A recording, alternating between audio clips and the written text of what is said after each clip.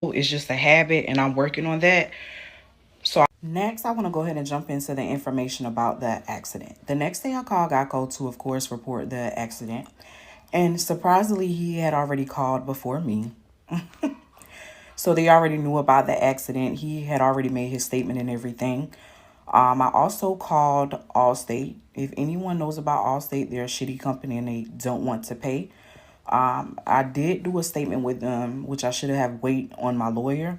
But I did a statement with them. The information they provided to me is he was saying that he was not at fault. So they weren't going to pay for me and my daughter injuries. They weren't going to pay for a rental.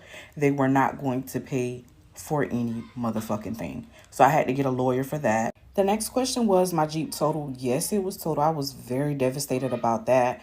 My man actually got me another Jeep 3 days later. This was before we got anything from the insurance because it took quite a while for that. The next question was, did she get her ass beat? Of course, the day we went over there and she called the police, he told us that we can no longer come over there. If we was to go back over there, we would go to jail. So, of course, I couldn't beat her ass at that time. 2 months later, me and my friends were at a club. We saw her there, and that's where she got her ass beat, of course. Okay, so one of the questions was, did any of them get locked up? The person who actually hit me, he actually got locked up and went to jail for insurance fraud, not just for that accident, but for several others. Another question was what happened to her baby daddy. He didn't go to jail, but my man definitely handled him, of course. The next question was, did the family member record it? She didn't get a chance to record it. She didn't realize they were talking about it until she heard Jeep Wrangler and where. Another question was, did any of them get paid? No, they did not get paid.